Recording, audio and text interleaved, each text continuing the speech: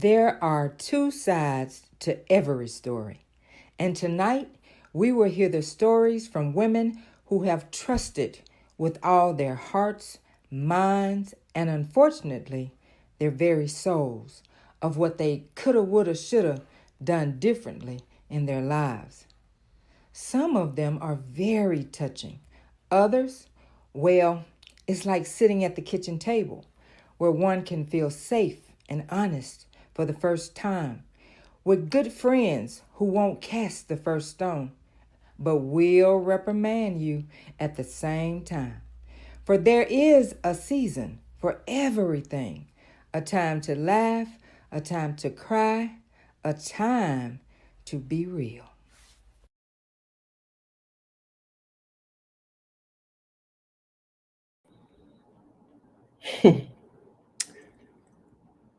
Have you ever had a good friend who you could just be genuine and real about who you are?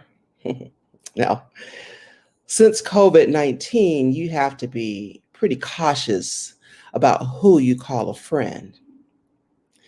Now, I've been told that there's one who sticks closer than a brother. I don't have all the information about this yet, but maybe tonight I'll get a little bit closer to this truth I've been told about. No, no, no, no, no. I'm not religious.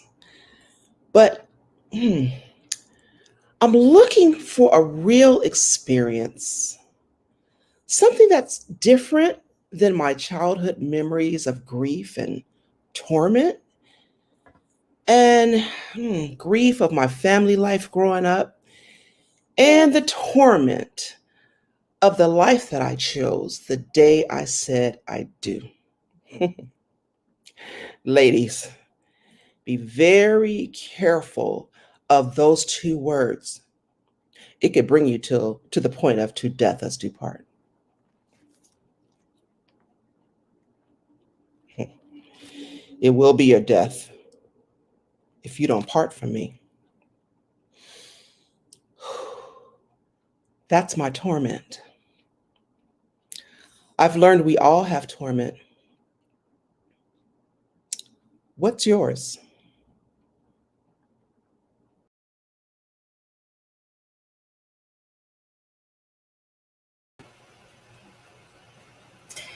I was I was on Facebook the other day when I saw one of those virtual online drama.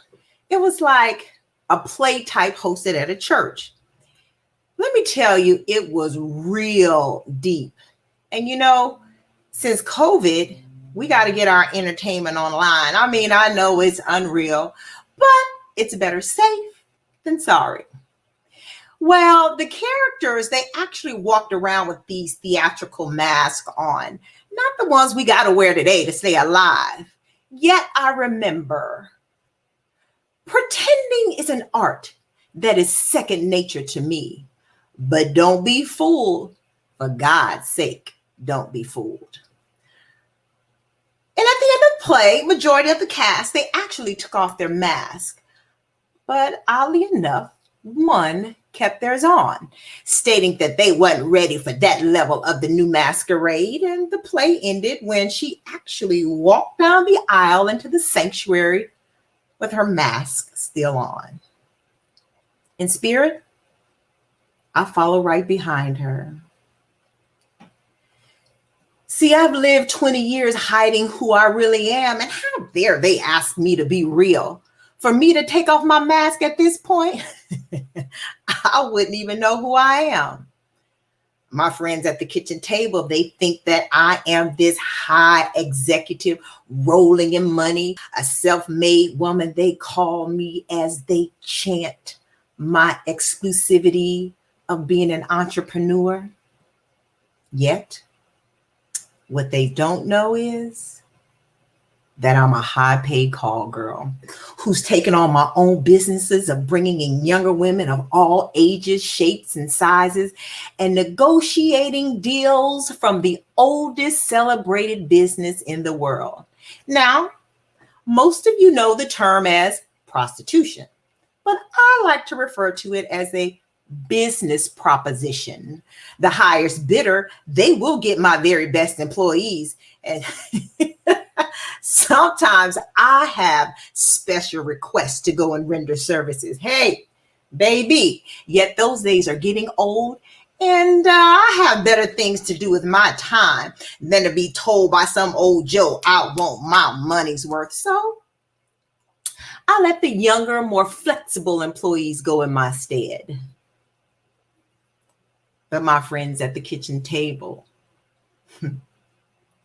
if they only knew, if they only knew that I searched for freedom one day from this constant negotiations. I mean, I've been told that there's a living water, and if I drink of it, I'll never thirst again. I mean, listen, my life, I've ordered the best of wine, Dom Perignon, to the best bottled water this earth has to offer. But what's the catch? What's the real deal? Take off my mask? Hey, I'm not ready for that level yet. Are you?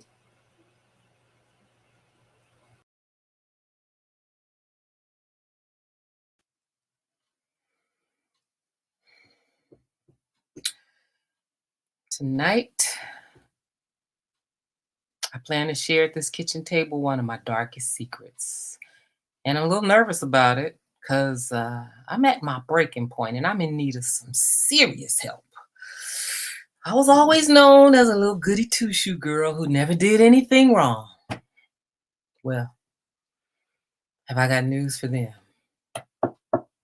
Should I take just one of my pills to help get me through these uncontrollable nerves? No. I'm trying to cut down. I don't need a pill tonight. I can keep it all together.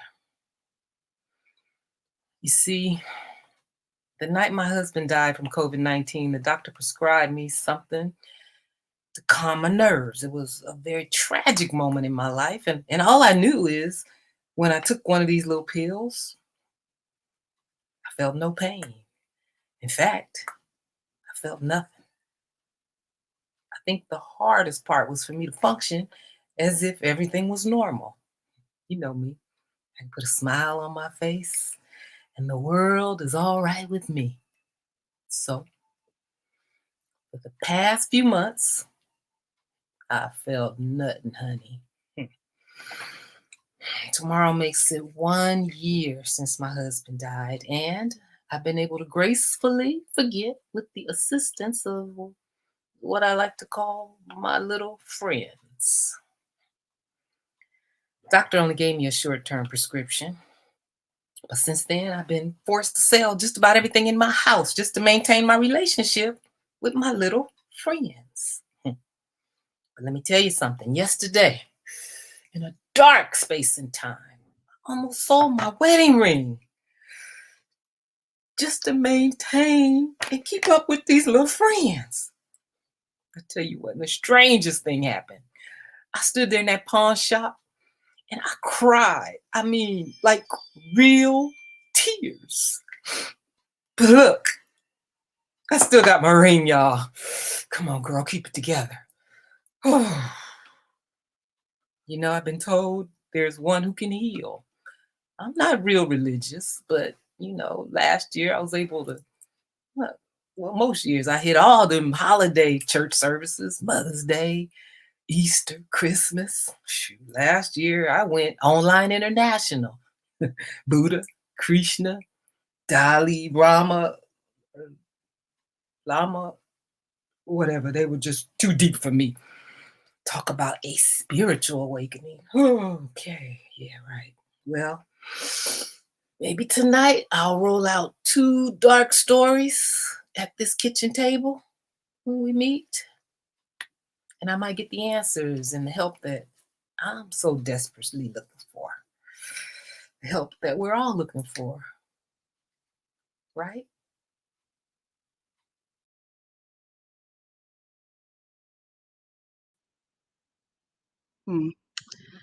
I found love in all the wrong places. Well, it's not necessarily that I looked for love in the right places, but the word love for me is a terrible, terrible place to be. I mean, my experiences of love, it translates to a slap in the face when we're behind closed doors, or a punch in the stomach, or twisting of my arm so far behind my back.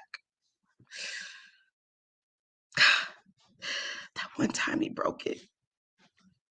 But my least favorite is the headlock, ramming it towards the wall while I gasp for air. Yeah, yeah.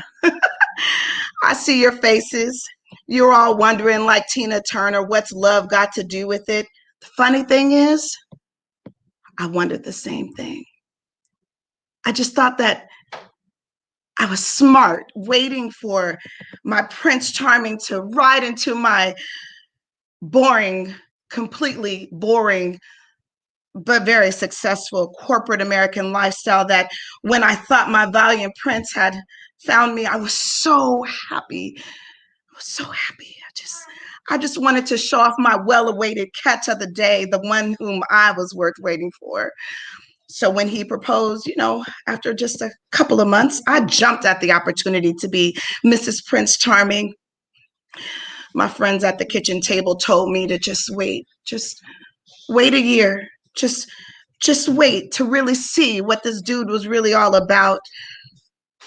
At the time, though, since I had waited so long for my knight in shining armor to rescue me from sheer loneliness, that his proclaimed love was just enough proof for me.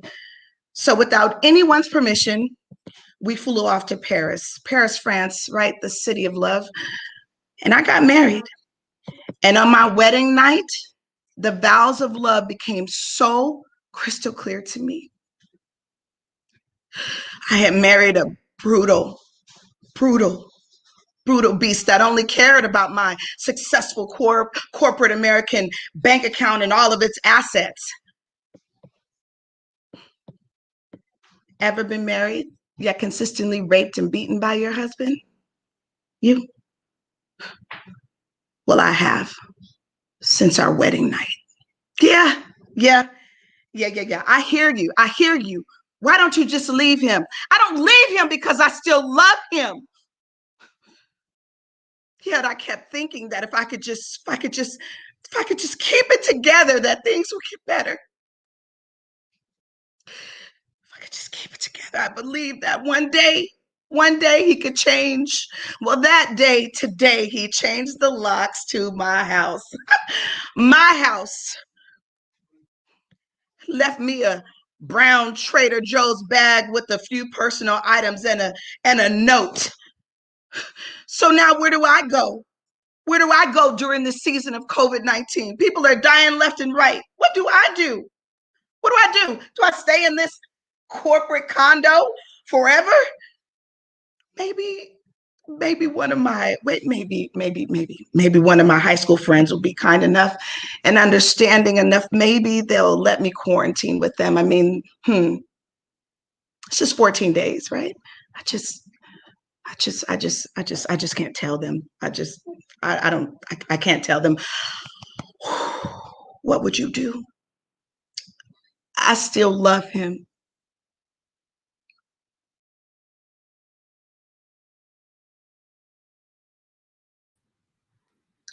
Today's my birthday.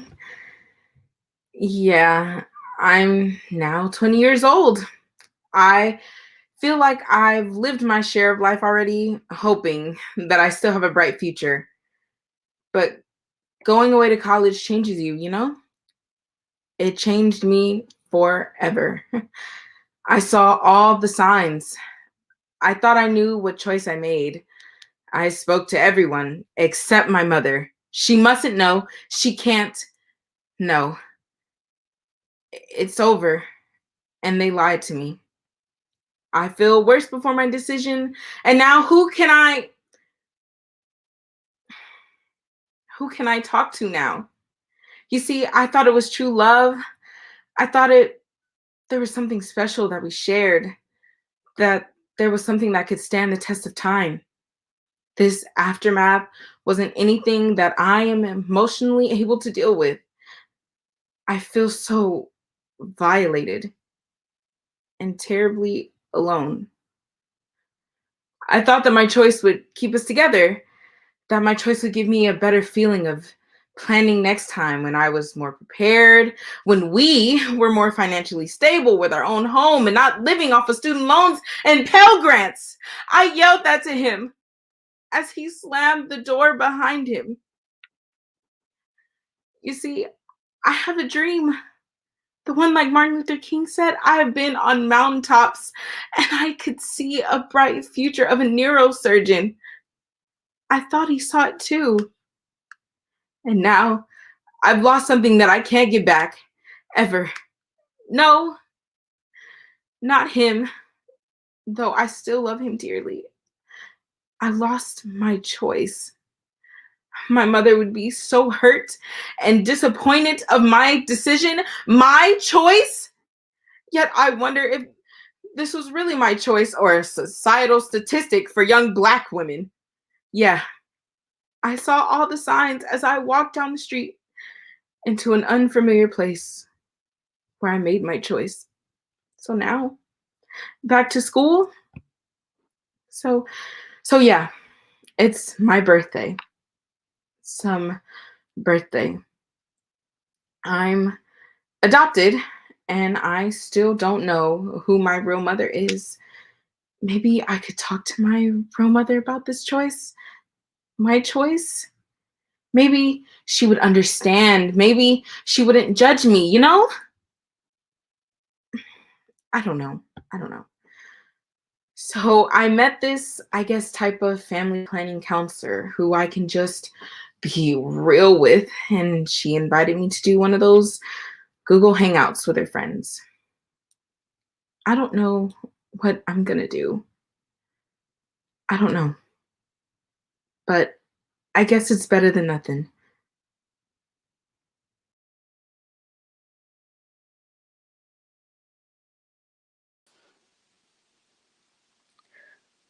We all have skeletons in our closets that we keep close, that we never speak of to anybody. There was a dark time in my life where I thought that time stood still, and when I returned to some sort of reality, it was easy to maintain a look that I enlisted in the armed forces. I remember that day when they released me from the international prison where I served time for a crime that I didn't commit. You see, I thought I was this well put together, amazing, going to be this amazing artist and fashion designer. So what better place to go to than Milan, Italy? I remember my high school friends were so jealous and proud of this all expense paid scholarship to Milan, you know, where the fashion happens. I was at the wrong place at the wrong time, thinking I was cute with my African American proud sense of who I was, with the dreams to really become an international designer. You know, that's what I fed myself when someone ID'd me as someone who murdered one of the fashion designer professors on campus.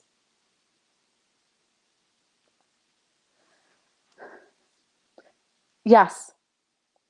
I mean, I did go to see the professor for his thoughts on my project, but he had something else in mind that day. And before I knew it, he had cornered me, and I used a move that I learned in the hood on him, and I was able to run out the door. Listen, when I left him, he was alive. But oh no, the evidence in court, the evidence in court found my project notebook on his desk and a witness seeing me run out of his office. But I swear, he was alive when I left. bent over, but alive. I told this story over and over and over again in English and Italian, but I was sent to prison. I was humiliated and embarrassed. So I spent 5 years there. I wrote to my family and friends that I had enlisted into the military because fashion design school, just didn't go the way that I thought it would. And that was the truth. When I returned to the States, I visited several thrift shops to be reveled as a servicewoman just to keep my dignity. My, my secret of a crime that I didn't even commit. Well, the Google chat with my high school friends started at 7:30. It's funny how your mind recounts crazy things when you're about to hook up with friends.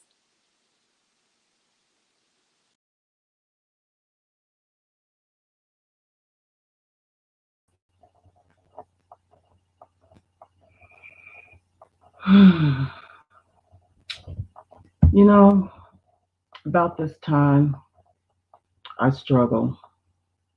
I really struggle. Memories start to collide, and I try to fight back my tears thinking about this day. Yeah, this day. You ever wish that you had made better decisions when you were younger? You too? Yeah, that was me. This pandemic is playing on the minds of everyone. And, let me tell you, I work for a family planning counseling center where I am the head counselor, helping young women actually plan for what might be the most unplanned experience of their life. Yeah, I'm talking about sex. I get all ages in my office. And honey, let me tell you the stories. I mean, the stories that they tell me, it would just blow your mind. You would think that with all the information that's out there, that they would better protect themselves, from these sexually transmitted diseases. And, you would think that the younger girls would learn better how to protect themselves. I can say that on the other side of the fence, I remember one of my own challenging moments when I went away to college. There was just some things that I don't share with my friends from high school or even my family. I mean, it was a long time ago. And at this point, no one really needs to know. Anyway, I'm helping other young folks, both men and women, understand the choices and how to be better prepared for what they really want out of life. Yeah, that sounds good, but I still struggle with today. I really do. We haven't chatted in a while because of this pandemic. So I'm really hoping to see my girlfriends. I'm hoping that they'll medicate me and help me discover what I truly feel. Plus, I invited one of my clients to hang out with us. Today's her birthday. And she's really having a hard time with the choice that she made. And I think that just hearing from some professional women, and if they can share about how well they've been doing in their lives, might be the jump start that she needs to see the end of the light of the tunnel. Yeah.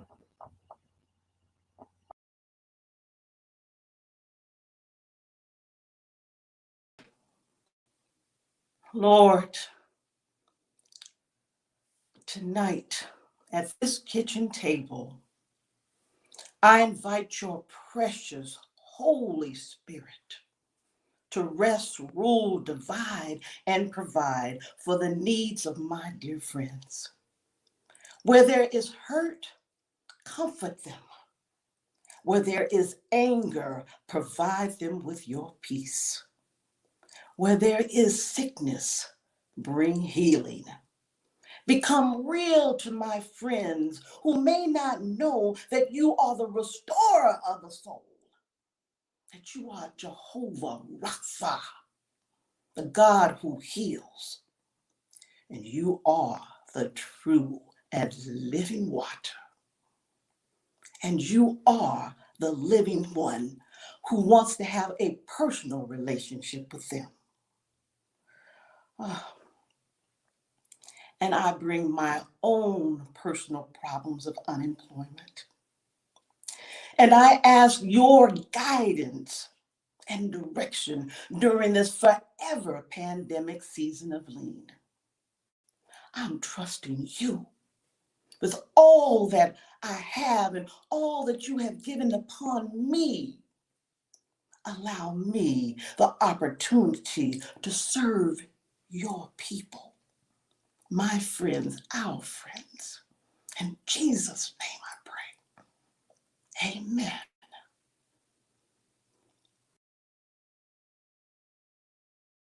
The kitchen is set for tonight.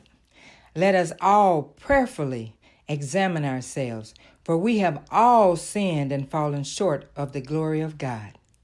Yet there is a balm in Gilead.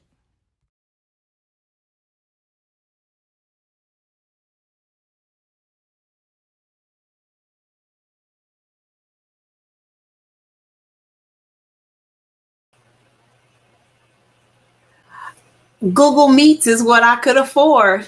So I'm the one hosting for our own virtual high school reunion. I mean, listen, we had our clique. We were smart, enterprising. We knew what we wanted in life and we pursued after it. So I'm hoping these sister friends of mine remember to get on the call. I mean, you know that what they say, the memory is the first thing that goes. Wait a minute. Here comes one of the girls now. Hey, girl. Hey, How you doing? so good to see you. It's good to see you too. You know, the last time I think we got kicked off of Zoom because someone didn't pay the bill, and in the middle of us discussing the Biden and Harris campaign, we got shut down, girl. Yeah. Zoom could at least let us finish that juicy convo that we were having. All right. We had to end up FaceTiming each other to finish. You remember? That was hilarious. Girl, yes. Oh my goodness gracious. Y'all remember that? We were laughing so hard. Hey Oh. there. I see you two early birds on this Google Meet. Yeah. How you doing? Hey. This time we're gonna get shut down in the middle of our giggle. Oh, Lord. That part. Hey, everybody. Hello there. Quickly, my beverage of choice. I would offer you guys something to drink. Water, tea, soda, or a hot pot of coffee.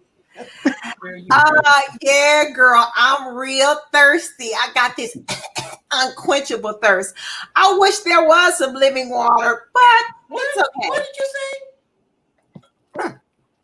Okay, I said I just want some water as well. I'm good. Thank you. That's funny. I thought I just heard you ask for living water. Living water?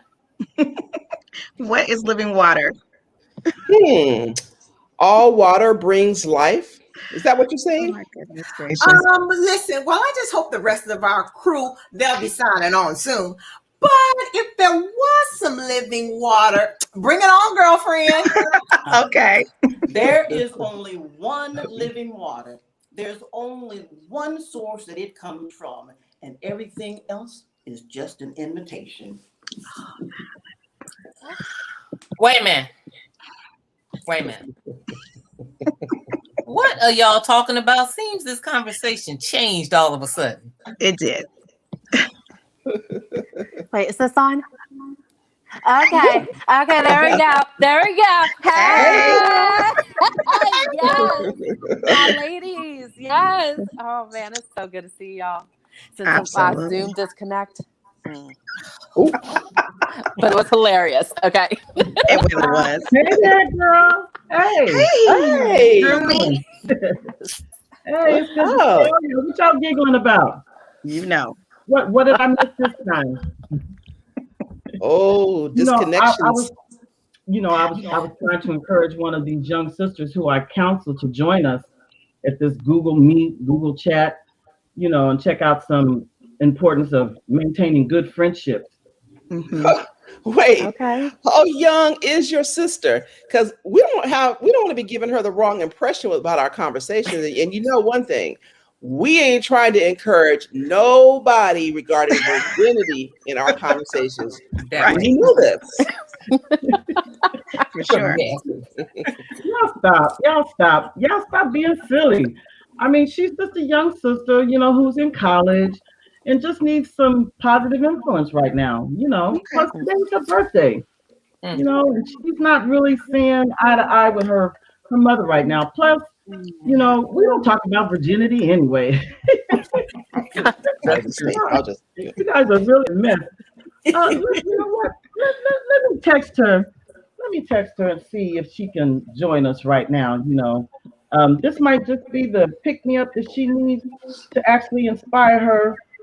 And you know what? We can actually sing our version of the happy birthday song to her. You know what? We can do this. Yeah. We can do this. Yeah. For sure. Well, speaking of birthdays, I remember of all that fun we had in college. I mean, girls. Those were some outlandish days. I mean, I'm so glad that I went to college. Sometimes it was tough, but for the most part, it was fun. So, what college does she attend? Is it a HBCU or what? Girl. Okay. It doesn't Don't matter. matter. It doesn't matter know. because if You she know went how to I a am. historical Black college university, I didn't. I went to fashion True. design school in Milan, and it was the bomb, until things happened. But yes. Okay, you're right. Wait, say it. Go ahead, say it. Quit your all expense paid scholarship and enlisted in the military? I mean, I never understood why you left that club, that, what do you call it, that plush cush, whatever it's called, that high position at the fashion design school in Milan, Italy. Here we go. Just to give it up to join the Army, the Marines, the Navy. You know what? What did you join anyway? Girl, please. Look, sometimes there are just sacrifices that you got to make for the better good of your life. And listen, one day I'm going to return to my stomping ground. And when I do, I want to show y'all, okay? Yes. Each and every one of you. Yes. Yes. It was Howard University where I met my beloved Stanley. Girl, y'all made me flashback to some good times. I don't know why I'm crying though, but some good times. Ooh. Wow, girl. Ooh, I feel you. Grief is really hard. I'm sending you a big virtual hug though, right now, because we all miss Stanley. Oh we my do. gosh, yeah, we We do. do.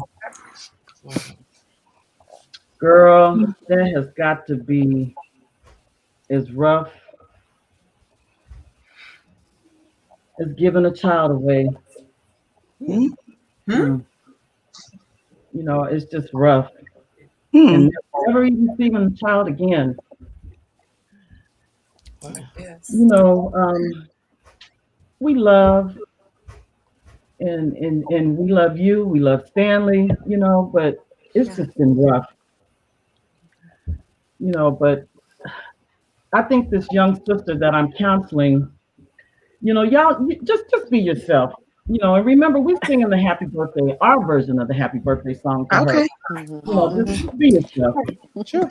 You guys get me all misty-eyed. I miss Stanley. COVID is such a little Ain't that the truth? We're praying for you. We all are, aren't we? Absolutely. Absolutely. Definitely. Hey everyone. Hey. Hi.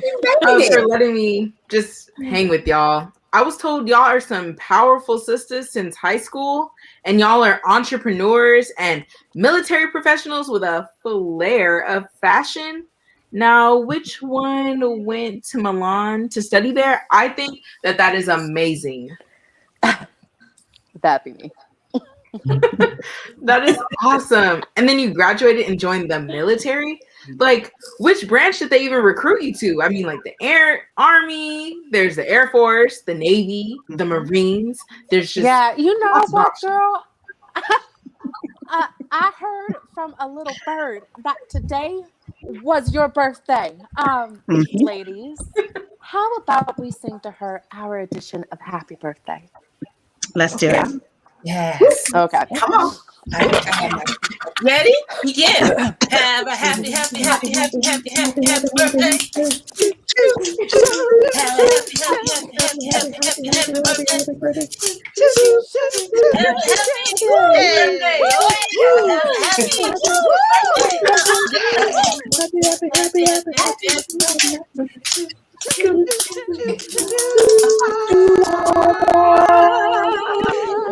Hey, girl. Happy birthday. Happy Goodness. birthday. That is so sweet. Thanks so much for that. It truly lifted my spirits. You see, I'm adopted, and Oh, yeah, I love this version. I've never heard it before, but it makes me feel Neither have special we. and accepted.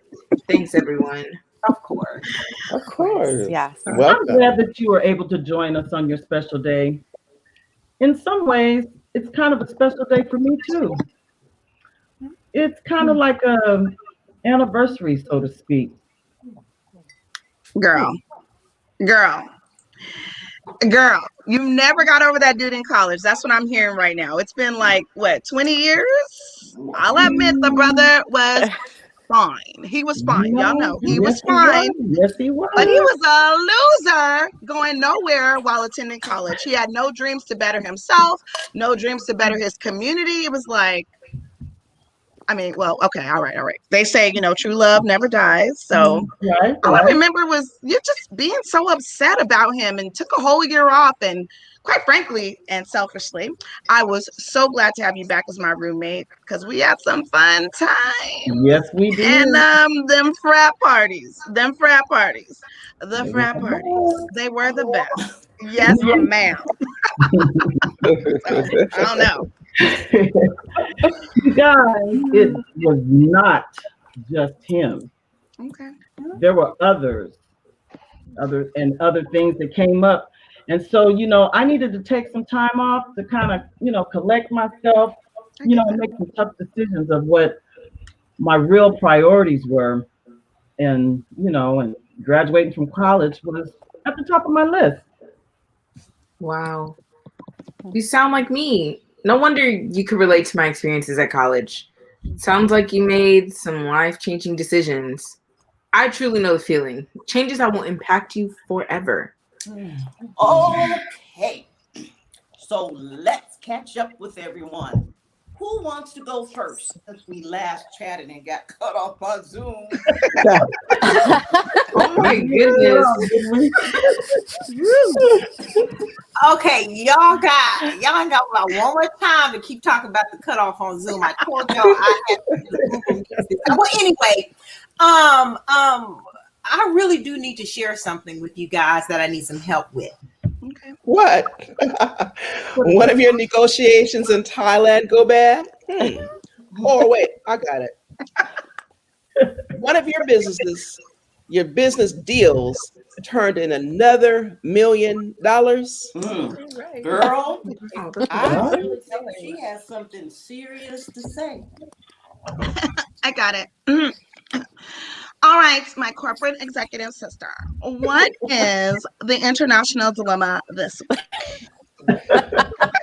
Listen, as well off as you are financially, I seriously can't imagine any of your investments going bad for any reason. Okay, so you remember I told you guys before we got cut off from Zoom about watching the virtual drama production at the church entitled the masquerade. You remember when I said that? Oh, yeah. Yeah. Where you were invited to wear a theatrical mask in the cast throughout the performance, and then at the end, you were instructed to take it off Mhm. and Right. be real with Christ. Yes.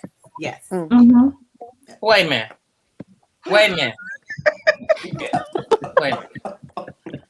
This was an online church production, and they were wearing masks. Mhm. Like I mean, Yes. Batman. that's super creative though. Well, I mean, it was actually symbolizing, the masks were actually symbolizing that people come to church wearing a mask and hiding who they really are all the time. Dun, dun, dun, dun, dun, dun, dun, dun, dun, dun. That must have been some truth revealing on. I mean, I'm just saying, what's really going on?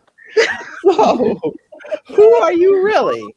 And what are you been hiding? Uh-oh. Listen, girls, she just turned another $1 million and is not sure how to spend it. I'm sure. I say spend it at the villa in Barbados. Okay. Yes. Yeah, yeah. Come on now. What is it? I am the owner of the top paying call girls in town. And I've lived my life. What? I've lived my life as a prostitute. And when I made enough money for my Joes, whether they were rich or poor, I opened up my own business. And I recruited men and women of all shapes and sizes to work for me. Wait. But No. listen, this is where I need your help. I want to give that all up. I'm done. And so I've heard someone talk about some living water tonight, and that if I drink of it, I'll never thirst again. And that's what I would like. But where do I find it? I mean, listen. I know you guys would not look at me the same again. But for too many years, ladies, I have lived with this mask on, and I had to finally tell someone the truth. And so I just chose you guys tonight. You can't be serious. Are you really a prostitute? You're really serious. Really serious? In all this time, I believe that you became some international business entrepreneur person who took on the world, negotiating at every opportunity. But never in my wildest imagination would I have conceived the thought that you were a madam. And I was a damn good negotiator. And when you talking about the finer pleasures of life, I have negotiated with the best of them, from the US to Thailand, Milan, Barbados, and back. And when the internet opened up, I was able to make international negotiations for those business men and women. I didn't care whether they was gay or straight, whether they was heterosexual or even bestiality seekers. Listen, I had choices to sell, and choices is what made the world go around. But my world going around and around, I just want so badly to get off this merry-go-round. I want to throw in the towel, live my life as a goody two-shoes before it's too late and I have no point of return. Maybe I should just go right now. No, baby girl, you just stay right here. Wow. Whew, I cannot believe what I'm hearing right now. Me neither. This is unreal. It's funny because for years, you've been my secret idol of what I thought I wanted to be. And I thought I took the easy road when I married my high school sweetheart. Me too. And, it's crazy because things weren't always easy for us when we wed at 17 and 18 years of age. I'm looking back. I wish I had listened to my mother, who tried so hard to tell me, get an education so you can take care of yourself. But no, my little hard head had to get married to the first person who I thought truly understood me. I hear you on that one. And it's just, Whew. After the second year of our marriage, he cheated on me What? What? with an old high school cheerleader, Sana. Mm. You Oh, guys remember her? Sanaa. mm, Wow. Mm. mm, mm. Yeah. Come to find out, it wasn't their first encounter either, because on our wedding night, it was filled with a rendezvous with her in the back of the limo right before we left for the airport. Girl, shut up. No, Uh-huh. Yeah, What? yeah. Mm-mm. You know, Mm. I thought, he was just exhausted from all the wedding activities and everything. No, but what it was that he had already received his personal wedding present from her that drained him. I'm so sorry. That Oh, but is. it gets worse. It gets worse. Then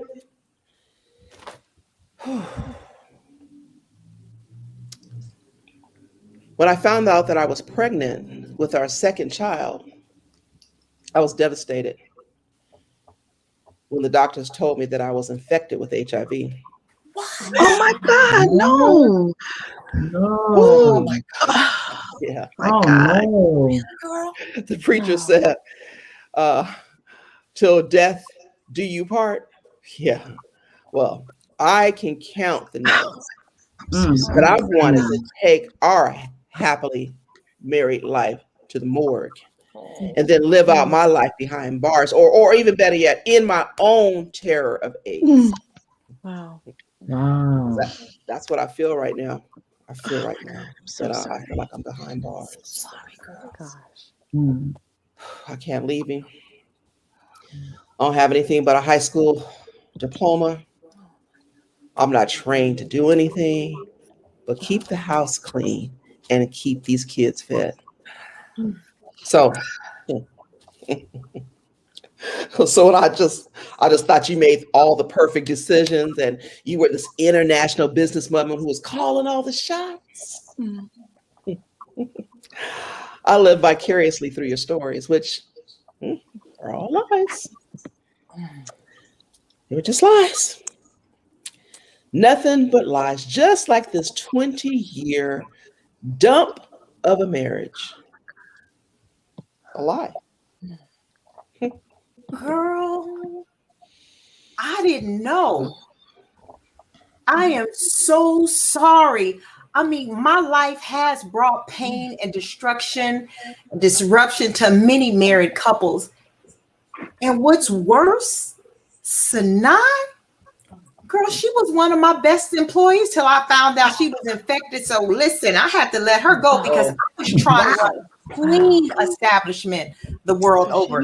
As a Wow. matter of fact, clients actually liked the thought that my staff was tested regularly for sexually transmitted diseases. But listen, never in a million years did I think that this would be the day of reckoning for me.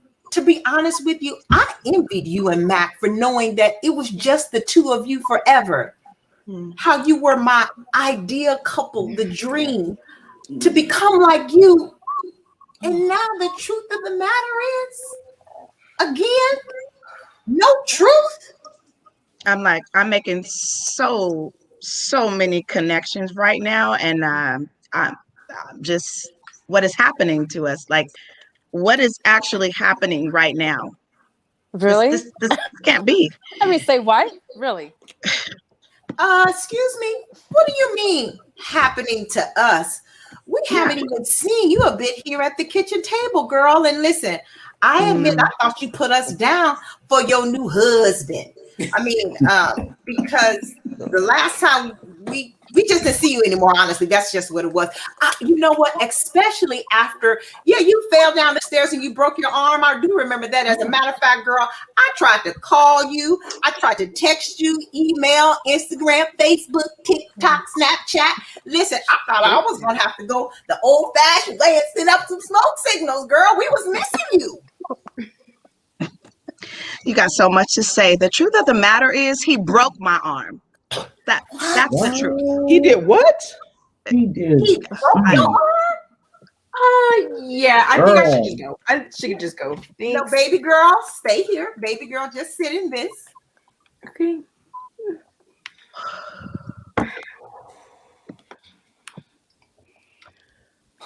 No, wait. You know what? We're all supportive of each other. I didn't mean for that to come out like that. I mean, really, what I really wanted, I just wanted to be loved, and I had waited and waited and waited. I waited so long that I had this Prince Charming to come into my life, and when Sam did, my world was turned upside down, flipped and swirled all around me. And for the first time in my life, I was somebody. I was whole. And I really should have just listened to you guys. But I just wanted to be married and just live happily ever after, you know. And for a while, I was safe. You know, he was out every night. He was out every night, though, spending my money. Man. Coming home only every now and again to make sure that I didn't forget that he was the head of household and wiping me up with the floor. Oh, my goodness. Whew.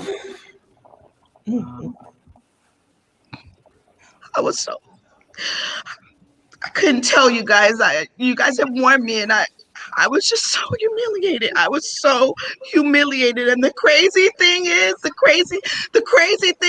I thought that sometimes I might deserve being hit, you know, for forgetting my place as a woman. You know, I got a great opinion and everything, and well, you know, I used to, but tonight.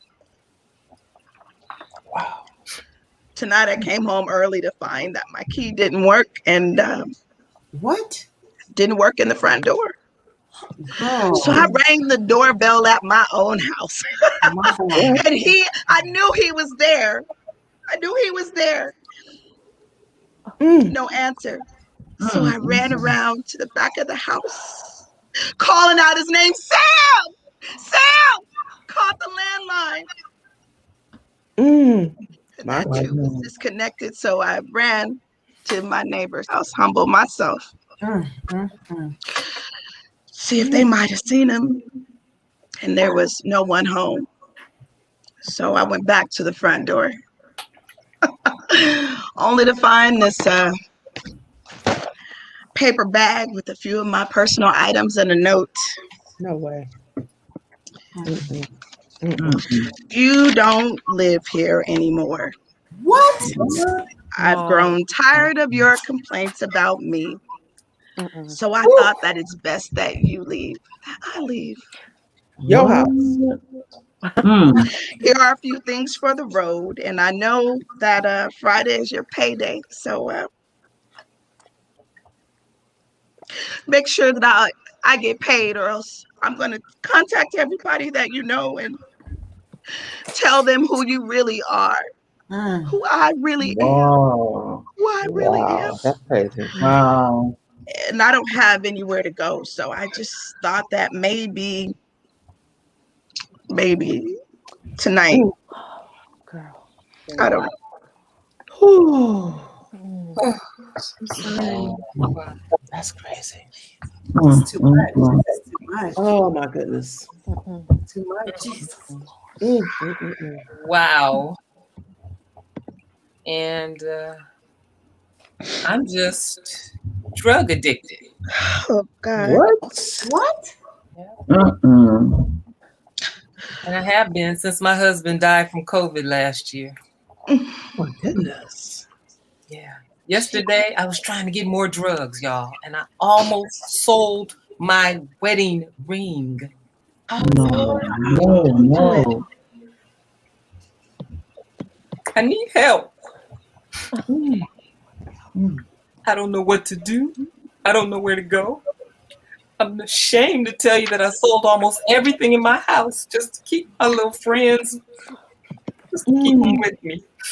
Girl. Stanley left me a lot of money, but I've blown through all that just so I don't have to deal with the pain. My God. Pain, y'all. I'm in pain and it hurts so bad. I really haven't dealt with Stanley's death, and a simple little prescription has altered my whole life. The doctor talked to me about the cycle of grief, but Stanley was all I was living for. He was my everything. How could God just take him from me? He was a good man and he loved me. Stanley was a good man. You We were right. happy. We were Yeah. so Really good happy, man. like in the fairy tale stories. We worked hard for our piece of the pie. And then one day, poof, he's gone. And I'm left sitting in front of a black casket with the love of my life inside. I'm watching in a haze and a daze that the most important thing in my life is now rolling down some center aisle of a church I'm so sorry. to some patch of dirt in a cemetery. I don't even know where the cemetery is, y'all. I can't even go visit Stanley if I wanted. Oh, That day I was so high with my little friends. I can't even remember how to get there. And since the pain was so wrenching, when I got home, I took all those funeral arrangements and I just threw them in the trash. I couldn't deal with the knowledge that my soulmate was gone and nothing was going to bring him back. So why did I need that kind of reminder around the house? It sounds crazy now, but it made perfect sense at the moment. Months later, I realized I was still taking my little friends to work with me. They helped me get through the day. And I realized I had no pain, barely any memories, so life was great. Wow. So And sorry. all I needed was to find a doctor that would keep my little prescription filled My God. and things would be good for me. It was costly, but at the time, it was all worth it. I was selling the TV, the furniture, even some of the jewelry that Stanley bought me. It was all worth it. But let me tell you, yesterday, when I was in that pawn shop and I took off my ring to hand it to that pawn man, oh, it was like a whirlwind. It took me back to Stanley in that casket. All I could do was scream, Stanley! Man, out of that pawn shop. And the memories just flooded in, and my little friends didn't do nothing to change it. They just stood there and they laughed at me. The real reason for me taking them was for me to forget my first love, my only love, Stanley.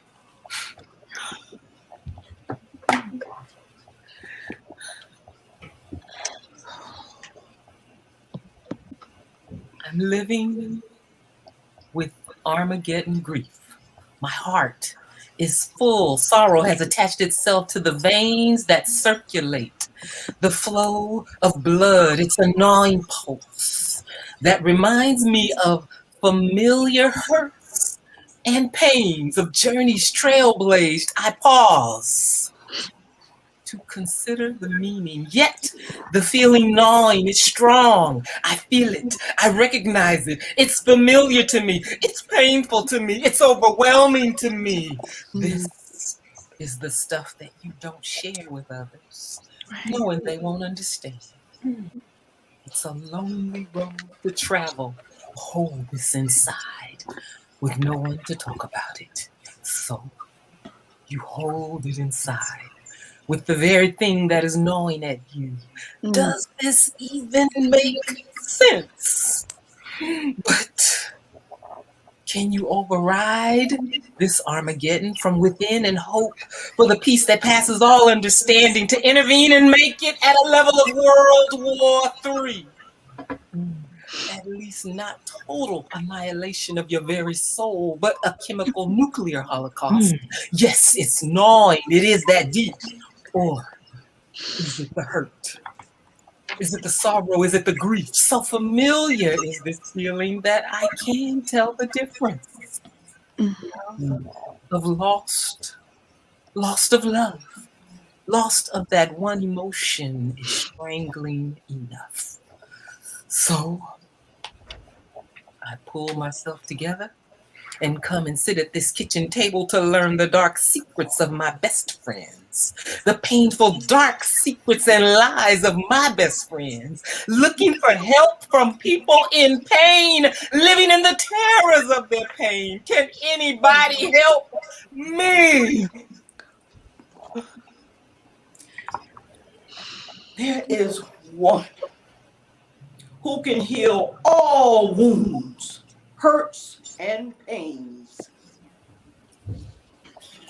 Okay, here we go. Okay, is this one of your dark secrets that you said you had? I mean, like you've ever done anything other than be a little Miss Goody Two Shoes your whole entire life? Okay, let's go. What's the big mystery? Wow. I'm speechless. Speechless. I am so confused right now. Girl, who are you?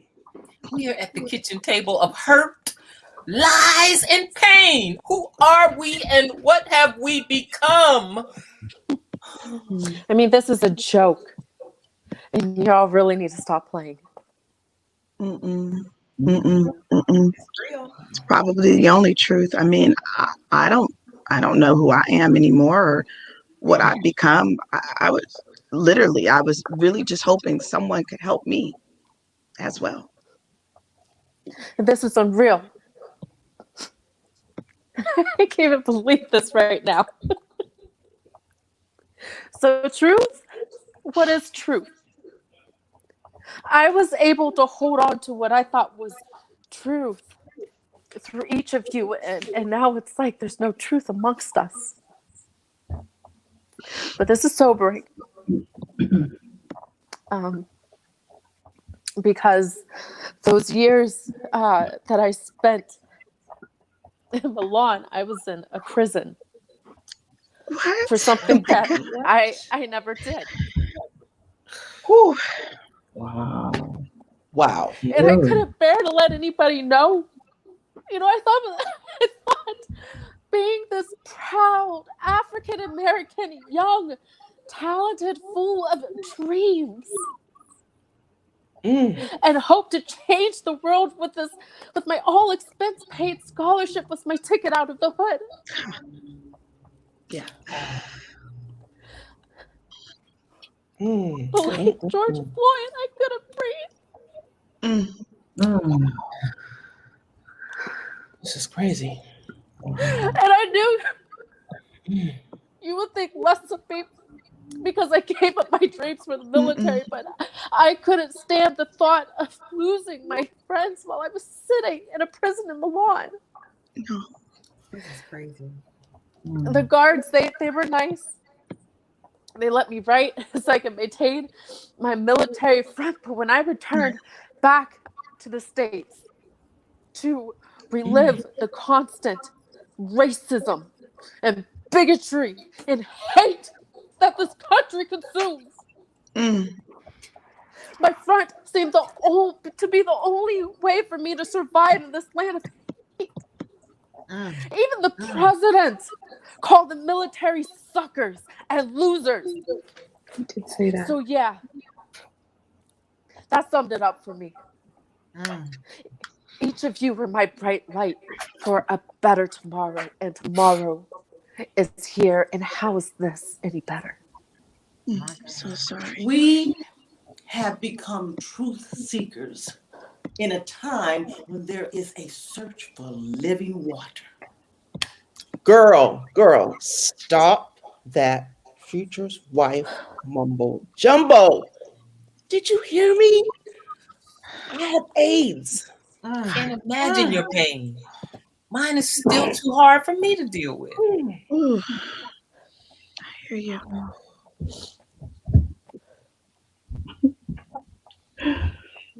You want to talk about pain? The truth is, I left college because I was pregnant.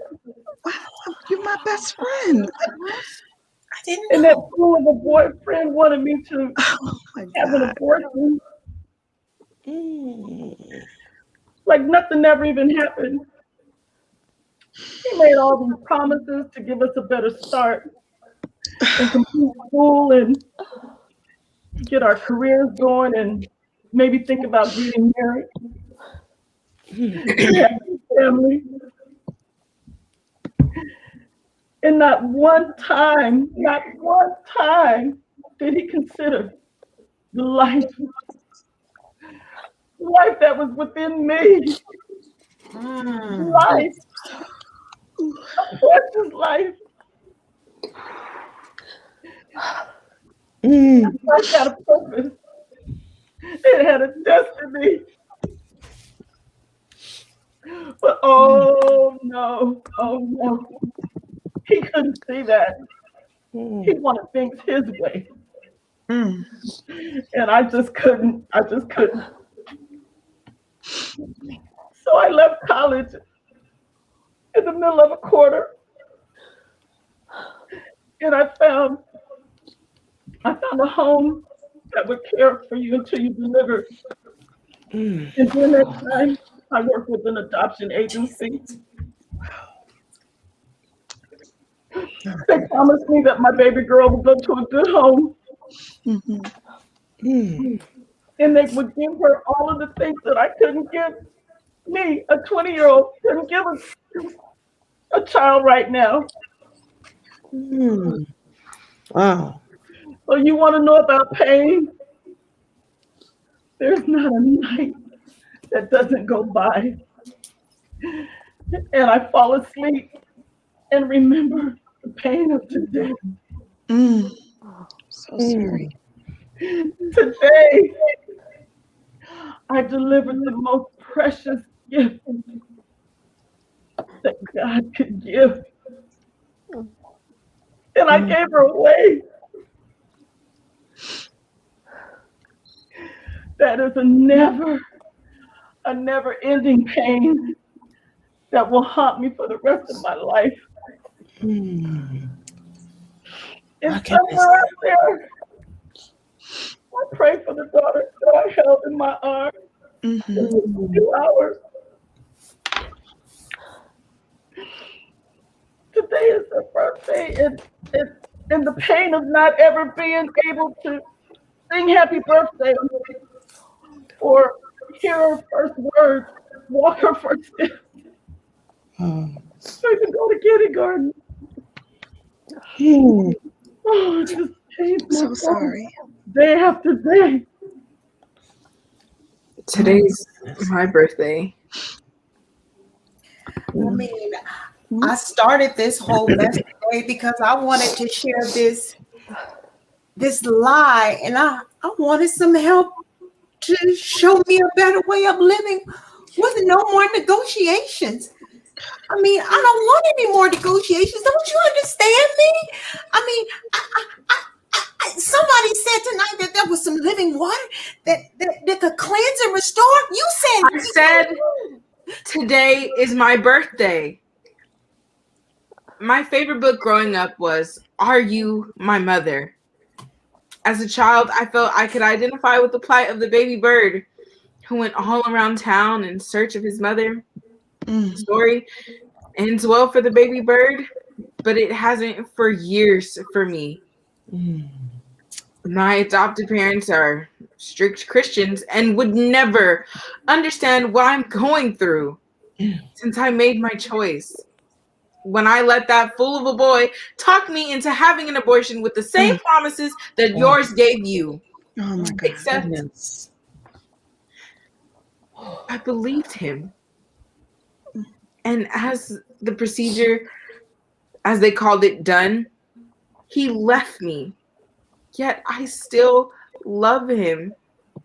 And I still endure the pain and emptiness of a life that I coulda, shoulda, would have kept if only I had parents that would understand I made a mistake. Since they were the ones paying for my college tuition, I couldn't have them stop paying it. So at the moment in time, so precious, the choice, my choice, I regret this choice. And now I have nothing to show for it. I was glad I could be real with you, and I wish that you were my mother.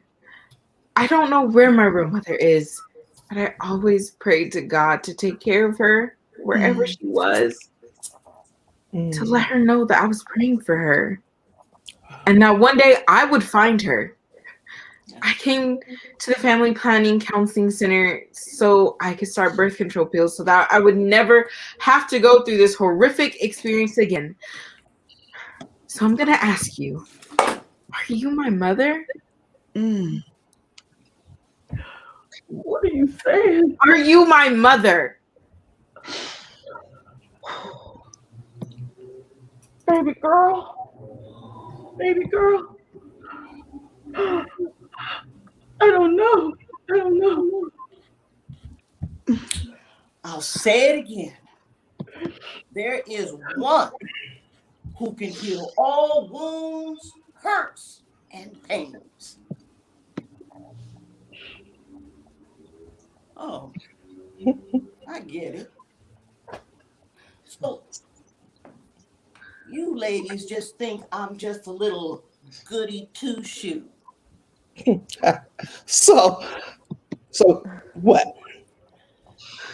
You gonna share that you broke a fingernail last week and you asked God for forgiveness?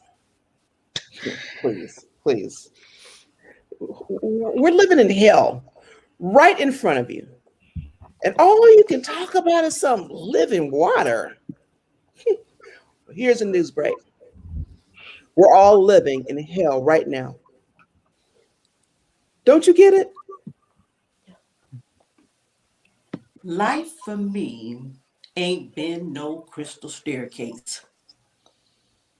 I am unemployed right now and living lean on what my family needs are. This recession doesn't care if you're Black or if you're white, whether you went to school or not. I have 2 master's degrees and have applied for over 500 jobs, from being Molly's maid to flipping burgers at McDonald's. And the ongoing answer is either no interviews or no call back. Nothing, ladies. But I have hope. I have hope that someday soon my Heavenly Father is going to restore everything that has been taken from me. And somehow I have that same hope and belief for you and you and you, for all of us. And my living water is Jesus Christ. He has never let me down. Things may not look rosy or perfect in the eyes of man, but I know that he has a plan for me and a plan for each one of you. On this journey, this road of life, it's just so unpredictable. We all thought that we were going to be so successful. Girlfriend, I stood proudly as your bridesmaid when you married Mac. And I am so sorry for everything that you are going through. But yet, your life is not over because of some disease. There is one who heals all infirmities and cares about you and your marriage with Mac. He's standing right here, right now, with open arms, waiting for you to give your problems and your hurts over to him so that he can care for you. My beautiful international negotiating sister. There is nothing that can separate you from the love of Jesus. Nothing. We all of us on this live stream have sinned and fallen short of the glory of God. God sent his son into the world to condemn So not to condemn the world, but he sent his son to save the world from their sins. He brought you to our kitchen table Viva Google Meet to do just that. To encourage you to lay your burdens down at his feet. And in return, you shall drink living water and sin no more. There is nothing too hard for him. You just have to accept Jesus into your life and release your heart, your mind, your body, your soul to him. He's waiting just for you. Reach out to him. Right here in the now of your situation. My beloved sister, you have a place to come and live safely right here with me. God never intended the woman's place to be underneath the foot of a man, but more standing by each other, heart to heart. And you aren't anybody's punching bag either. I know you grew up with that kind of a lifestyle. Your father constantly beating your mother. And even you, baby girl. Remember in high school, my parents' house was your safe haven from all that sheer madness of yours. My friend, nothing has changed. And neither has the love of Jesus Christ for your life. Yes. Sure. We all have hopes of the right Prince Charming to come along and just sweep us off our feet. Yet, there is no greater love on this earth, no greater than Jesus Christ. There is none. Thank you. He is the restorer for those who seek him. And he will restore you to his original and healthy and whole creation. Oh. And your little friends can leave now in the name of Jesus Christ. There is no addiction that can stand up to the power of Jesus Christ. Your loss of Stanley has been twisted and perverted to an unusual illusion of removing hurt and pain. Oh, I remember you at the funeral. You appeared so stoic and so brave. It was my bag that it appeared to me that you had found your comfort in Jesus Christ. I would have never thought that a little prescription to help you with your anxiety would one day rule your world in every aspect of your soul and life. And dear one, no one knows the day or the hour that God has given us to return back to him. Stanley's death for us was premature, so earlier than we had expected him to go. But God knew when he was going to call Stanley home.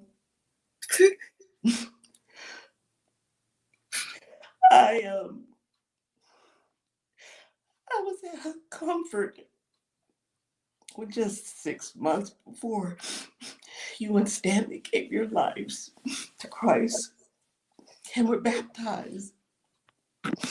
It was my bag that I didn't push harder to really find out how you were doing. You gave all the signs that you were getting better after the funeral, but never did I conceive that your little friends covered the real you.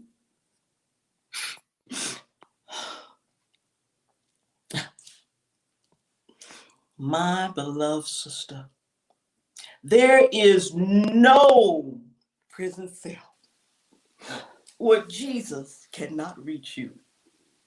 For all intents and purposes, you need to know that God knows your truth. I believe your testimony.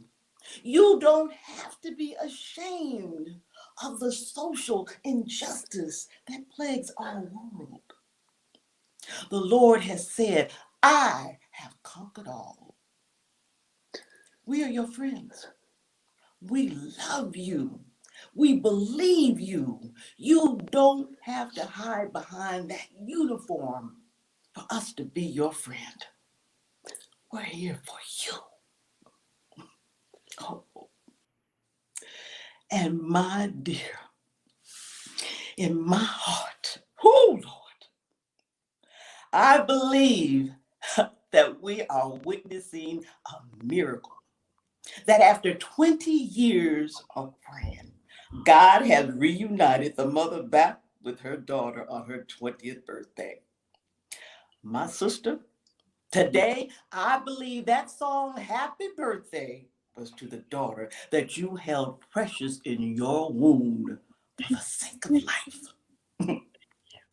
I can't imagine this Google chat has turned into a reunion of love. Glory.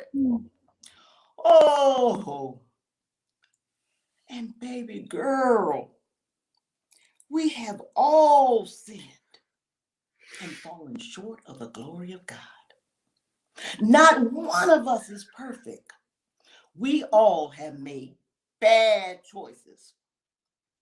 But if you choose to go to the one who is willing to forgive you, and he will restore you back to him, he will greet you with open arms. I believe that that's your mother. And your story ends just like that little bird who found his mother and searching throughout the town. Oh, glory! Oh, Jesus Christ is real. And he cares for all of us.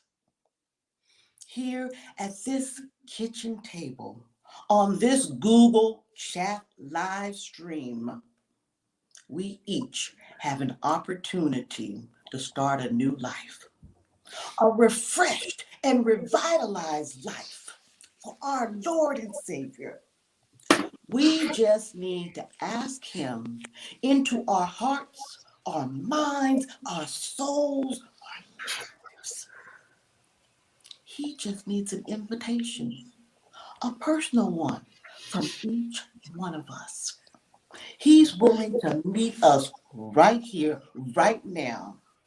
We just have to believe. Do you guys have enough strength from the hurt, the lies, and the pains to just believe that Jesus wants to come into your life and make a difference today? Yeah. Now, we just need a little strength to reach out to him through whatever our personal madness is.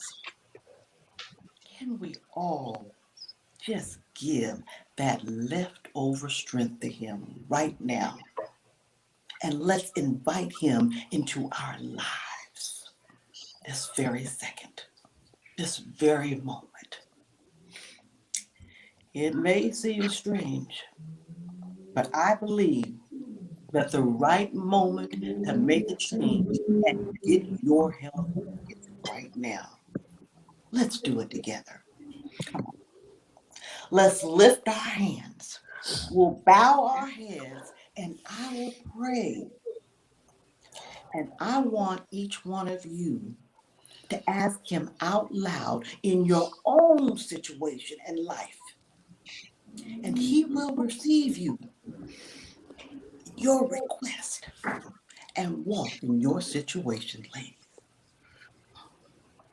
Oh, our Father, who art in heaven, hallowed be thy name, thy kingdom come, thy will be done on earth as it is in heaven. Give us this day our daily bread, as we forgive those who trespass against us. And lead us not into temptation, but deliver us from evil.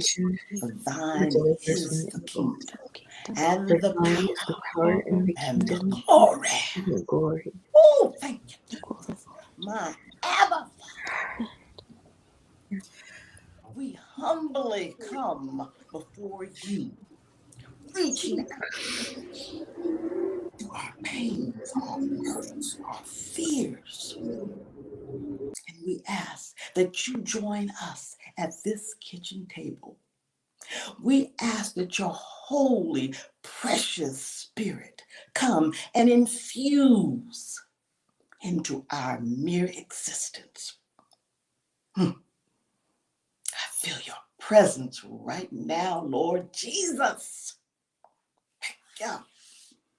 We cry out from the bellies of our pain for you to meet us at our needs now. Thank you, Jesus. Oh, thank you, Lord. Thank you, Jesus. This is a real story. There are so many names that these ladies represent the world over with their hurts, pains, fears, and weakness. This is no reality show, but a real opportunity to reach out to the one who can give you living water, one that can restore your heart, your soul, your mind, your very life. So regardless of your name or your personal situation, Jesus is standing right next to you with his open arms waiting. He's waiting for his opportunity to be real with you and to establish and build a right relationship with him. No more games, no more mask, no more lies, no more pretending. Now is the right time for you. You see, these ladies at this kitchen table got their new start tonight. But what about you? You see, you don't have to carry your secret identity any longer. And you don't have to keep your little friends around anymore. And you don't have to live in shame of your past anymore. You just don't have to. Receive the truth tonight. He is standing right next to you.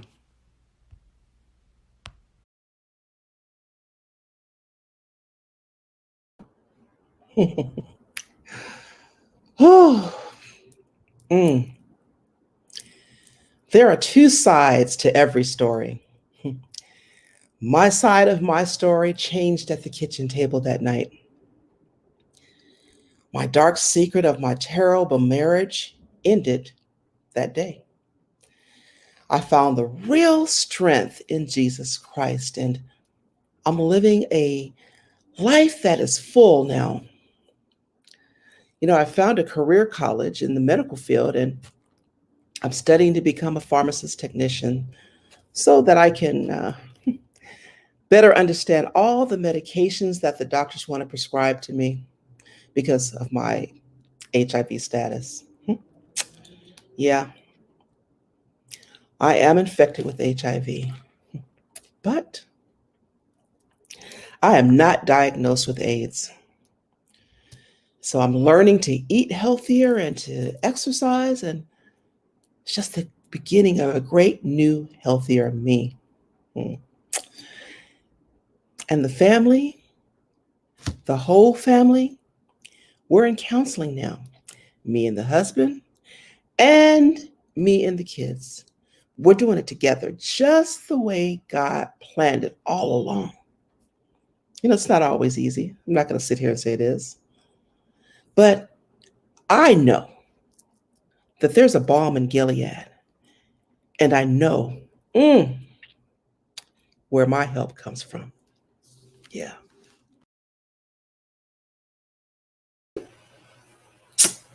I feel like it's my birthday with this new birth that I've received. Actually, it reminds me of this song, Silver and Gold, Silver and Gold. I'd rather have Jesus than silver and gold. Oh my gosh, yes, all the fame and all the fortune, it cannot compare to the joy that I have in my life. At the kitchen table, I received the living water that Jesus gave me. That night, my whole international world was turned around. See, before I left the kitchen table that night, I made the best negotiation I have ever made in my life. And the King of Kings and the Lord of Lords accepted my offer of my life, my soul, and my heart, and changed everything around. I took my international business and I kept all my contacts. I turned it into an international project to save Black and white, heterosexuals, gays, bestiality seekers from the pleasures of sin. As a matter of fact, my international staff, even the ones online, they have a safe haven to come to instead of selling their bodies and come to receive a career trade to prepare them for honest work. My negotiation skills have been used to develop contacts with career colleges and universities this world over and offer my staff another way of living. I mean, they are offered the choice: clean up or move out to another agency if you choose to remain a person of the night. I also took my negotiation skills one step further because I don't want to forget about this. I have made an alliance for all the young runaways to come to a place where they are safe and not turned out by the streets. And the best part, oh, this just makes me so happy. The best part is I am glad that I can still travel the world over and over and tell my testimony of how Jesus saved me at the kitchen table. Hey!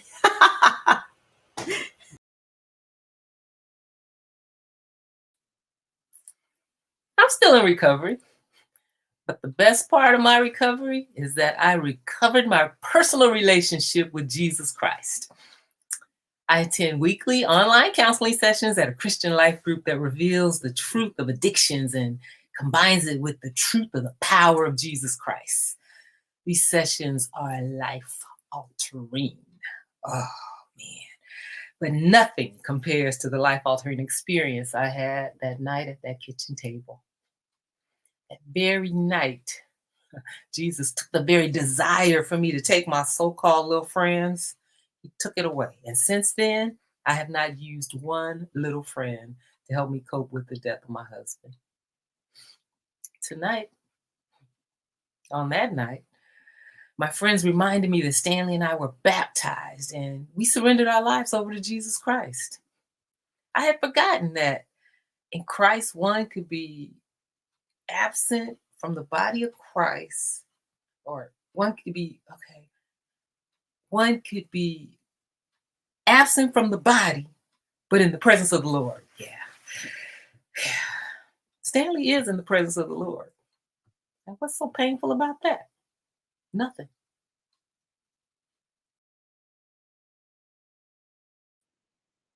Whew. This is the day. Today is the day that the Lord has made, and I will rejoice and be glad in it. Yes, I will rejoice and be glad. Coming to the kitchen table was the first step in me rediscovering my voice. I know who I am. I had so freely given of my existence to someone who could never, ever care about me. That night at the kitchen table, I recommitted to Jesus Christ, who loves me unconditionally, regardless of my failures and my poor decisions. After my divorce, I started attending Christian counseling group and started going back to church. I joined the women's Bible study there, and right now we're studying the story of Gideon. It is an amazing story. And I'm learning so much about who God has called me to be, my purpose. There I've been able to find my place and my voice. And now I know whose I am. To God be the glory.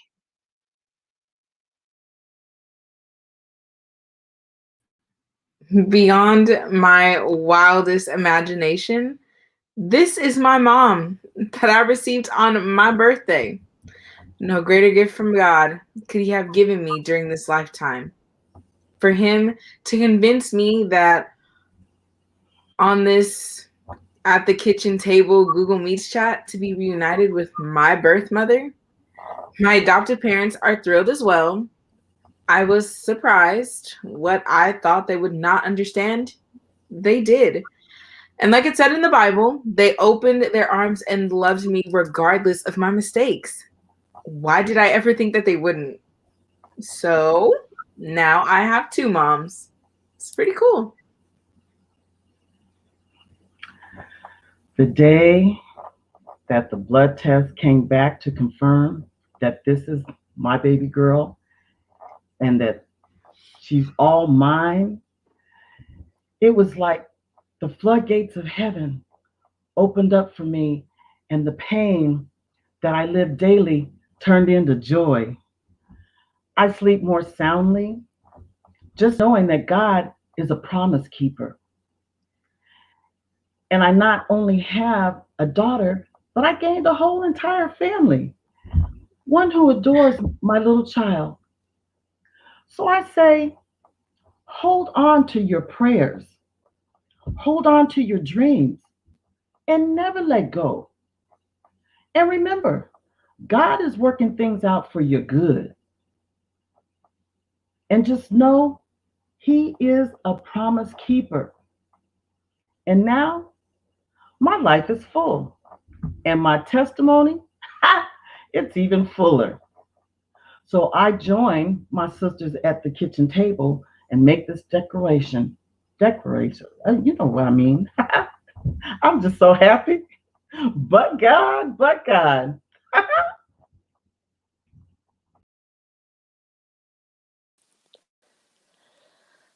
I lived a life of shame and mistrusted the beautiful friends God has blessed me with. The enemy convinced me that hiding the truth was the only way that I would stay in the good graces. Let me tell you something. The devil is a liar. God has restored my self-worth and confidence in pursuing my dreams as a fashion designer. And you know what? If he wants me to go international, yes, you already know it. I am there.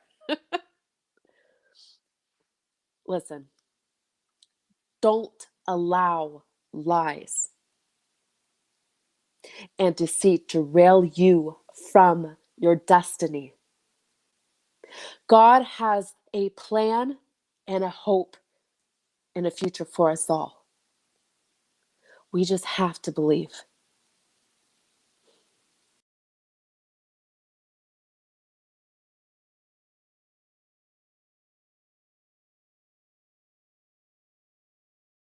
Kitchen table. The power of God flooded that kitchen table like never before. Oh, we cried together and bonded a sisterhood that can only be given by Jesus Christ. Oh, sure. We take turns hosting Google Meet chat, but now it's become our own Bible study. Our new book that we are reading is God's Favorite House, written by Tommy Tenney. It's an amazing book that talks about what our worship looks like to God, along with our relationship. But more importantly, we each other, we know each other more personally, not from high school days, but each other in the body of Christ. Yeah. Oh, our kitchen table Google Meet chat has grown some too, because other women and men have come to meet the one who can provide living water to Mhm. your situation. Yeah. Isn't that what Christianity is all about? Mhm. Sharing the gospel, the good news of Jesus Christ. Mhm. Have you shared him with your friends, your co-workers, your family? If you haven't, what are you waiting for? Come on, invite them to your kitchen table Google Meet. Jesus is waiting there for you and them with Mhm. open arms. Go ahead, it's all good, Yes. and give them some living water.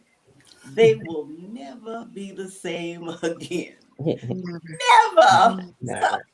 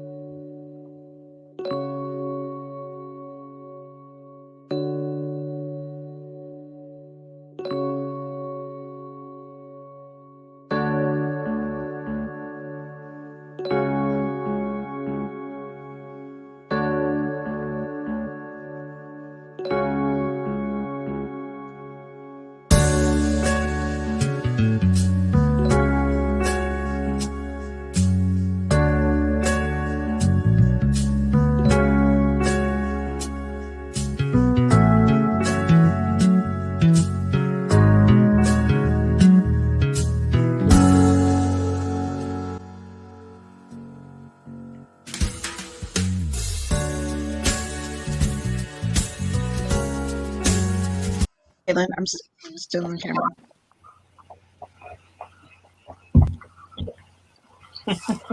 Hey everyone, how are you? My name is Joanne Hoy.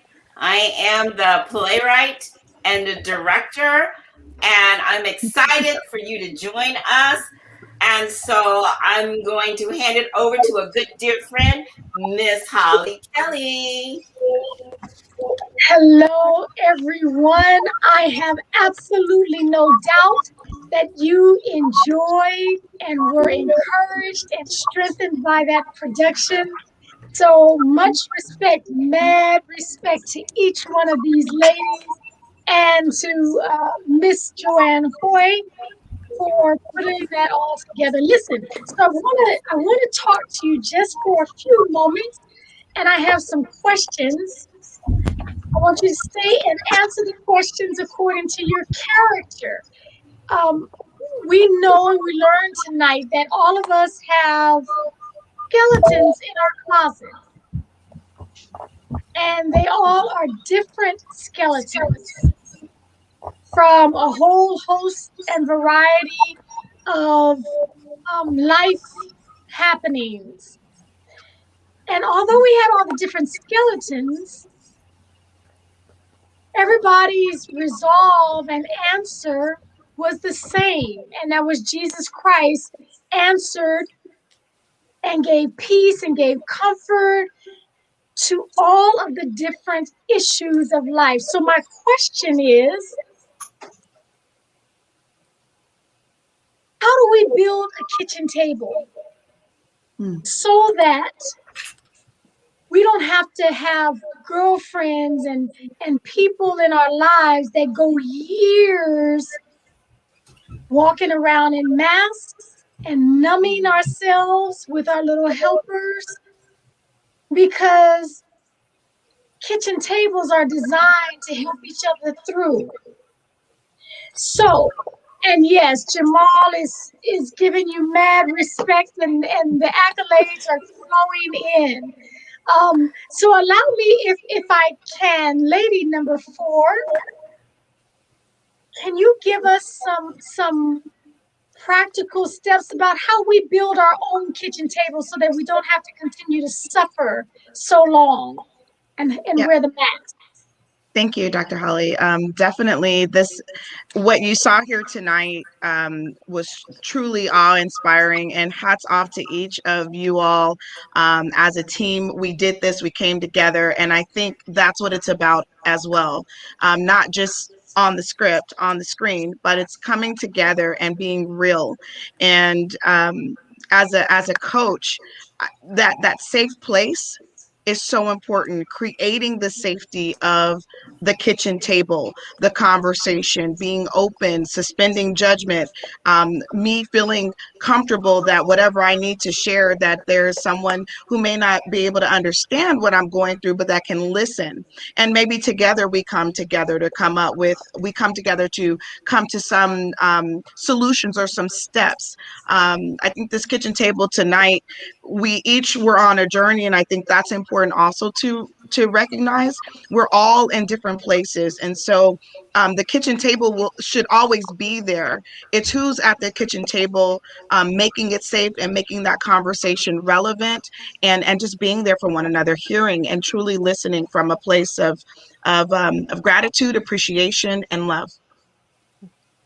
Thank you. Thank you so much. If I can jump in and have lady number 5, our baby girl of the bunch, would you share with us, and I don't mean to intimate that this might be a personal experience, but how could you invite someone to be vulnerable enough to go into that no judgment zone? Because your issue tonight was very personal, and it appears to invite judgment. But at the kitchen table, how can you invite others to be vulnerable enough to really show the scars and the regretted decisions?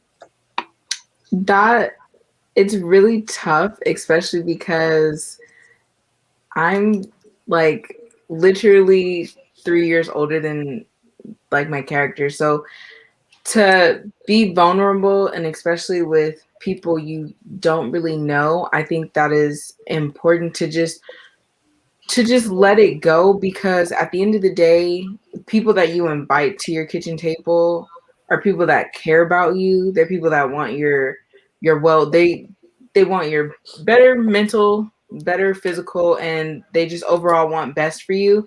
And I think you have to not judge yourself first, and then that will invite you to be better at being vulnerable with others at the kitchen table. And even though a lot of personal issues might give you that perception, like I'm going to be judged for it, or how are people's perception of me are going to change.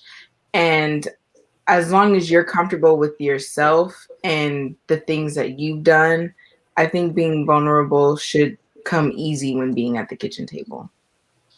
I love it. You know, that was a whole lot of wisdom in that young sister right there. Beautifully said. I think we have a little more time. I'm watching our timeline, but lady number 3, because that was so poignant in the world that we're living in right now. The reality of the loss of so many, that so many of us have experienced, especially in the last couple of years or the last year plus. Can you talk to us about how we can possibly not fall into the trap of just walking through life existing and being numb just to to avoid the pain? Because that's called real life. But how do we navigate to live instead of just existing? Just exist. I think it is so important to have a group of people or a person that you can talk to. You don't want to hold it inside, because that's where the problems begin, is when we try to hold things inside and try to take care of everything on our own. There is someone out there. The Lord has placed someone in my life, your life, all of our lives, that we can go to, that we can confide in, that will listen to us and give us good advice, not repeat what we say. So we all have that person, and it's not everybody. So we have to remember that as well. And then we go to that person or those people, whoever they are in your life, and, you know, just like everyone else has said, and be real with that person. There are people in our lives that we're real with, and there are people that we're not real with, and that's okay. But those that we are real with, those are the people that we go to and share what's going on and ask for some help. Go out and ask for help. Don't be too afraid or ashamed. Even if you've already stepped into it, it's not too late to stop and say, wait a minute, I need help. And I think in this story, lady number 3 did say she needs help. I need help. I'm at the end of my rope. I don't know what to do. And, you know, and that's when her friends stepped in, and that strong, mighty praying warrior stepped in and had some good advice and words. So it's not to hold it in. That's the most important thing, and to communicate and talk it out. Thank you. Thank you. I hope our audience is picking up these nuggets. They're not even gold, they are platinum nuggets being dropped. So let's move on to lady number 6. Lady number 6. I'm very interested in hearing your words of wisdom for someone who is at rock bottom, and still using extra energy to wear a facade. How do we get past? I mean, that takes a lot of energy to already be low and you know, in prison, wrongly accused, but then to put up a false front for your family back home. So how do we avoid that? We are trying to get to the table and meet this living water. How do we do that and not put extra burdens on ourselves? Exactly. And I related a lot to 6 because I hit rock bottom before. It honestly, I believe if you're in that state, in that being of rock bottom, and you have just a little bit of that mustering of strength just to keep going. And this, I honestly believe, I think is for those who believe, and even those who don't believe, you know, praying to God. And He truly is the source of strength. Going to someone who you know you feel safe with, who you can confide in, to someone who you know is going to come alongside you and walk with you. Because being at rock bottom sometimes can feel so lonely that it helps when somebody is there to be with you. If you don't have somebody, you know, or can't think of somebody, honestly, just cry out in prayer. God will supply somebody for you.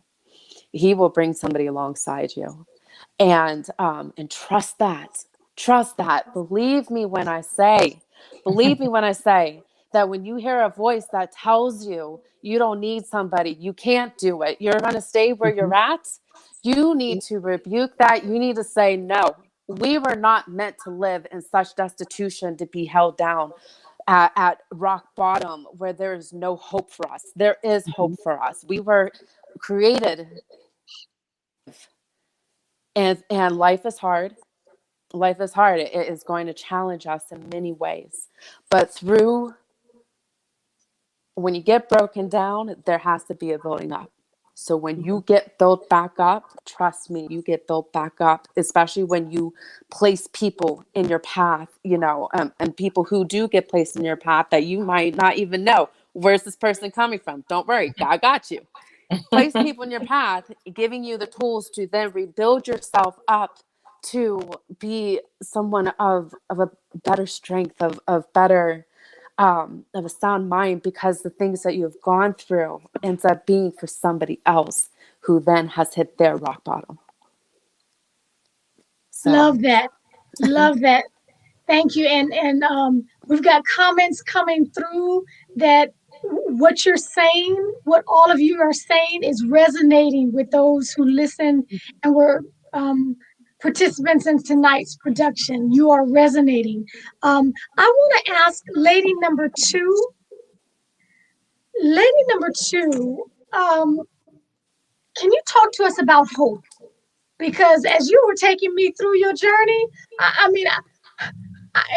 was finding it difficult. I was over here struggling to just, get rid of all that you were carrying. How did you keep the hope? How do we keep hope?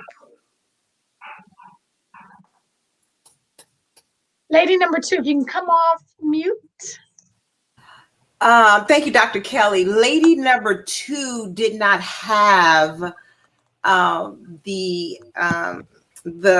solid foundation of who Christ was. She knew who he was, but she lived this international life of having all the things that we all want, the travel, the accessories, drinking the best, having the best. So she thought that she lived the best life that she could. Now, mind you, although lady number two didn't come with the solid foundation of Christ, she had these accountability people in her life, like lady number 1 through lady number 8. We all went our separate ways, but we all poured into each other at some point. And all those little pourings in then led up to this moment, this divine moment, where it all came back together. So although my foundation was not set firmly, there was one, and it came from those people in my life that kept me accountable, personally and collectively. So when we come back to the table and you hear all of the truths that were told, and you got to know that when truth comes, there's liberation. There is a sense of freedom. There's a sense of being real. And so the hope came from all of that. And when lady number 8, through her prayers, there was nothing else that I needed but the hope of Jesus Christ, the living water, which was presented tonight, that I was aware of, but didn't drink of, but I received it that night at the kitchen table. Thank you so much. Thank you for saying that. And we do want to keep everyone to keep in mind that though people are around us and they're walking through life with us, they may even be sitting next to us in the pew. We don't need to presume that everyone has relationship with Christ. We don't want to presume that. So I would like lady number 1 and lady number 7, ladies number 1 and number 7, can you give us one word, one segment of wisdom on how not to overlook those people that really may not know him, but are in desperate need of him? How do we not miss them? Sometimes we're just walking through life and we're missing them. How do we avoid missing them? Lady number 1 first, and then followed up by lady number 7. I think that we have to remember that God didn't create us to be silent. And a lot of times we've been taught to be silent and to just sit in our shame. And that's what silent brings. So if God wants us to be vocal and give him praise, part of being vocal is, sharing our story. And that's hard because we've been taught what stays in this house, what's done in this house stays in this house. We've been taught to be silent. And so we have to start beginning to, if we want to be victorious, to start changing some paradigms in our lives. Instead of, silence isn't working. So we need to find those people in our lives who will listen. And it might just be one person. So beautiful. Thank you. You want to finish that up, lady number 7, from your perspective? From my perspective, I would just say that God places people in your lives, and you just have to keep that relationship with him and he will let you know the people that are there for you that he appoints to help you. So you always have to keep that relationship with him going, because he will give you what you need, whether it's the living water or your friends at the kitchen table. Um, you just have to keep an open ear, and you have to listen and obey. Love that. Love that. I will wrap up with the last question of the evening. Again, tremendous gratitude to each of you. Lives have changed because they came and listened in around the kitchen table tonight. So my question for lady number 8 is, how do we become the woman that you portrayed tonight? You had no judgment. You allowed God's wisdom to flow through you. You were vulnerable. You were open. How do we become that kind of woman? She becomes that kind of woman by reading the word, studying the word, standing on faith, praying, fasting, and planting seeds. Okay? So we have all heard the magic formula. Lady number 4, the audience wants to know, did you get your house back, girl? Did you get your house back? We need to know. I think she's frozen. I'm not sure. She's frozen. Joanne, did she get her house Oh, no, back? I We think need her to she's get her house frozen. back. Yeah. I'm going to say she got her house back and kicked him out. Yeah. Okay. Okay. Joanne, we also want to know a question from an audience member who wants to know, did you write the entire script yourself? Yes, I did. Yes. I'm going to go back to where I normally am. No. No. Again, we would like to thank everyone. Joanne, did you want to close us out? So grateful for this opportunity to be at the kitchen table. I do want to thank everybody. I really want to thank God for making this happen, because these ladies, we've been at rehearsal since December. We've been at this for a moment. December. I think we started in December. And we've had a little bit of changes along the way. I want to give a shout out to Lawana, if she's watching. Lady Force back. But I want to thank Rowena Strong for being lady number 8. I want to thank Niecy Turner for being lady number 5. I want to thank Marquita Tullis for being lady number 6. I want to thank my partner and my publicist in crime. Yes, my publicist in crime is lady number 1, Cynthia Fields. I want to thank lady number 2, who has my baby dancer, Miss Anissa Nene Vincent. I want to thank her for believing, because some of the stories y'all don't know behind is a lot of these ladies say, I'm not an actor. But I know you couldn't tell tonight, right? I want to thank my Sarahs, Nisi and Anissa and Kim are my sorority sisters. And so I love your love and supporting of my creativity. I want to thank Kim Allen, who has been knowing me, well, we'll say forever, because college is considered forever. And then my other girlfriend, Miss Gwen Major, who at the last minute, that girl jumped in. And I think this is Gwen, Premier, you did an outstanding job, girlfriend. And then my new friend that I met, that's family to Cynthia, is Miss Michelle Knight.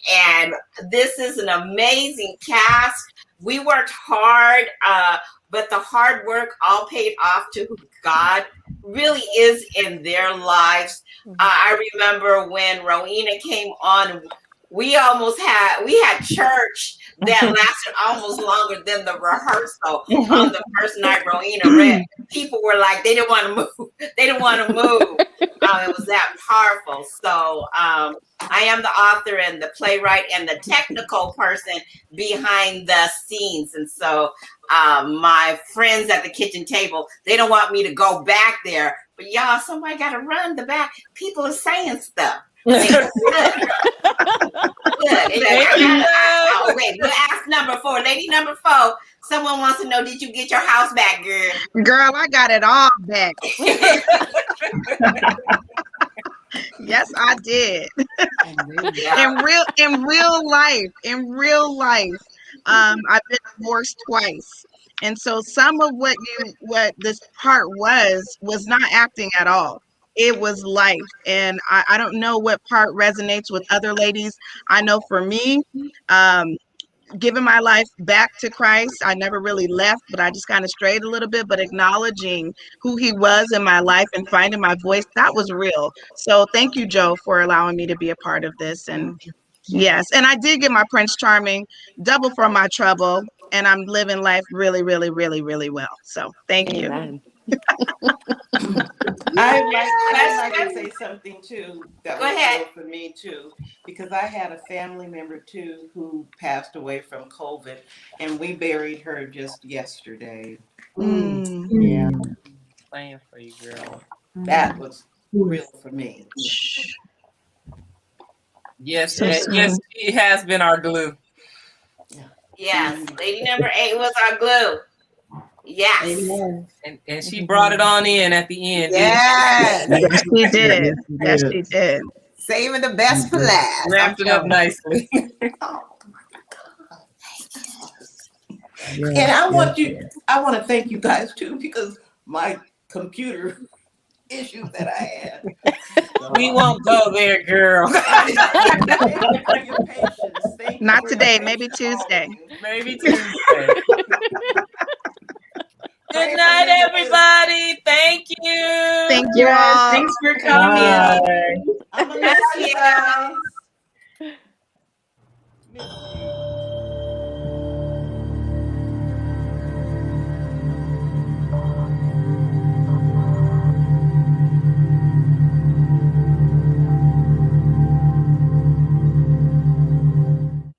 It's not right now.